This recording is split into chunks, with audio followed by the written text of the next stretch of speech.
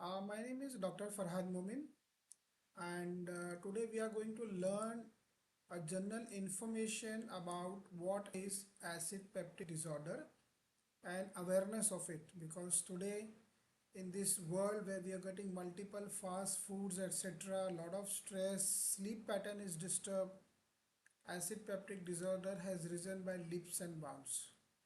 So, what are the causes and symptoms, and in short, what are the treatment? What are the treatments for that? So, we know our stomach makes acid called hydrochloric acid, but don't worry, it's supposed to be there, and it is very important for digestion of the food which we take and which initially reaches in our stomach. Now, what is the role of acid in your stomach? The role is it helps to digest food.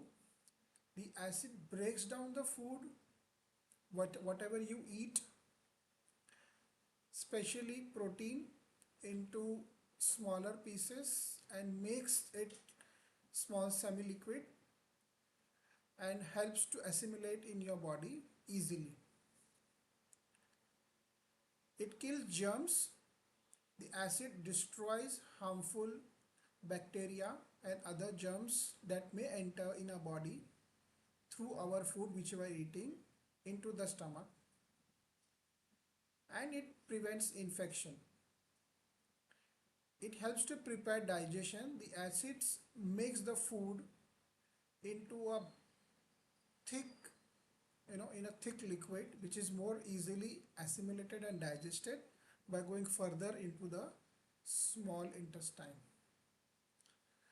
Now, the acid in your stomach is strong enough to dissolve metal, but your stomach lining protects itself with a special layer of mucus which prevents the destruction of the gases. You know what is hydrochloric acid? It is very strong.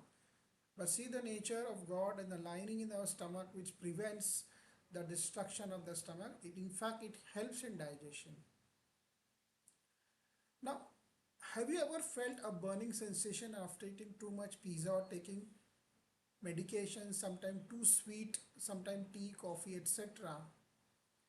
If yes, that's acid peptic disorder.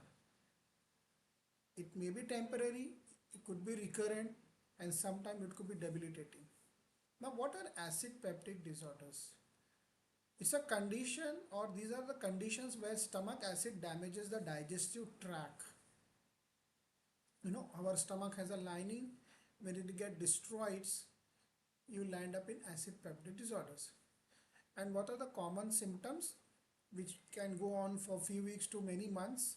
These are belching, chest pain, you know, sometime tooth erosions, then excessive salivation, indigestion, painful burning sensation in the stomach or sometime in the throat or the chest, etc. Trouble swallowing or eating normally. Whenever we just say, okay, I'm getting this kind of pain and etc. and all. Now, there could be risk factors which can aggravate these symptoms. As I said in my introduction, this could be smoking, excessive mental stress, taking certain medication like high dose corticosteroid, excessive consumption of alcohol, tobacco, and of course eating a lot of spicy food. And of course, the most important point is bad timing of your food. What are the lifestyle changes to reduce acid peptic disease? Eat smaller and more frequent meals rather than large and heavy meals.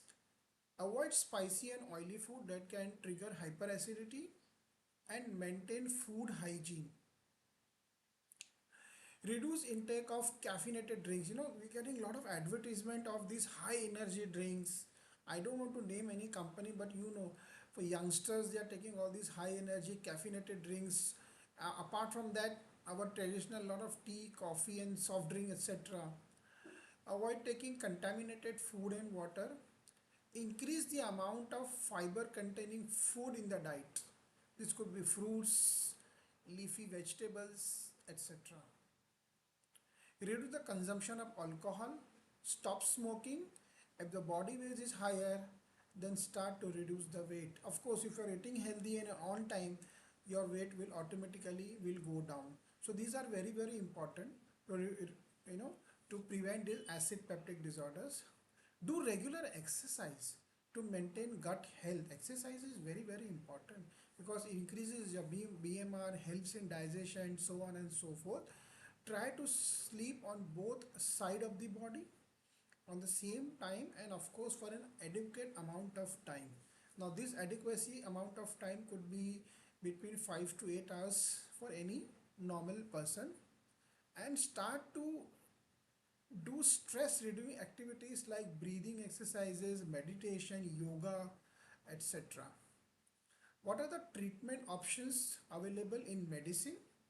Now there are a lot of treatment options, like just to name a few in medical term is H2 blockers. What happens with this medication? They reduce acid production by blocking histamine. Uh, for example, your famous ranitidine or Rantac or Histac kind of medicine, which you normally procure from over the counter medical shops. Antibiotics, they kill the one bacteria called Helicobacter pylori, H. pylori bacteria. If infection is present, and example of antibiotic is could be amoxicillin, could be clarithromycin, etc. Then PCABs reduces the level in stomach, for example vonoprazan. This is one of the latest medicine. PCAB is kind of medicine. Then proton pump inhibitors, PPI, strongly reduce acid production by blocking acid producing pump, for example omeprazole, pantoprazole, etc. And of course, as I said, mucosal lining, this mucosal protectants, they form a protective barrier over the stomach lining, for example sucralfate. So these are the options available where the treatment is there. Now, one important fact, can milk help in reducing acidity? If given temporary relief, but can worsen acidity because it's a late, it's a heavy food. So overall milk is not very good for reducing the acidity. Chewing gum increases saliva, which helps neutralizing the acid. So probably chewing gum might help to some extent in reducing the acidity. Astronauts do experience acid reflux while they are in zero gravity because the lack of gravity makes the fluids in the stomach float up towards the esophagus. So that is a temporary hyperacidity which the astronauts. These are all the simple, you can say fun facts which I'm just telling you for general information.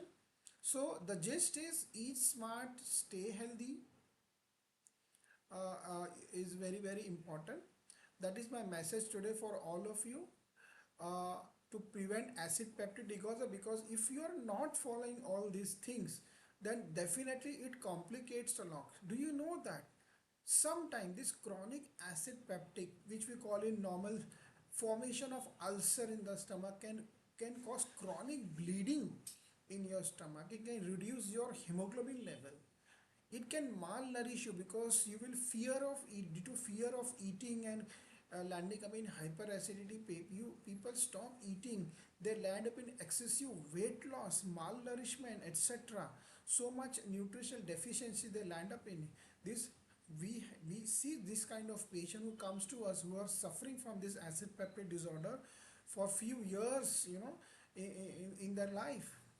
Sometimes we have to put tubes, flexible fibroscopic tube, because ogitiscopy in through their mouth to find out where the ulcer formation is there. Sometimes because of this acid, the stomach can rupture, landing up in stomach perforation. It can actually threaten your life. It can rupture your duodenum, called duodenal peptic ulcer disease, where you land up in duodenal ulceration, and emergency operation is required to save a patient's life. So remember, acid peptic disease is treatment is very very important. You have to go to the doctor, and you have to strictly follow the lifestyle which the doctor is telling you. Otherwise, in the long run, it can cause severe complication. It can complicate your daily lifestyle. What we call as, it can cause severe morbidity, and very rarely in mortality. Thank you very much.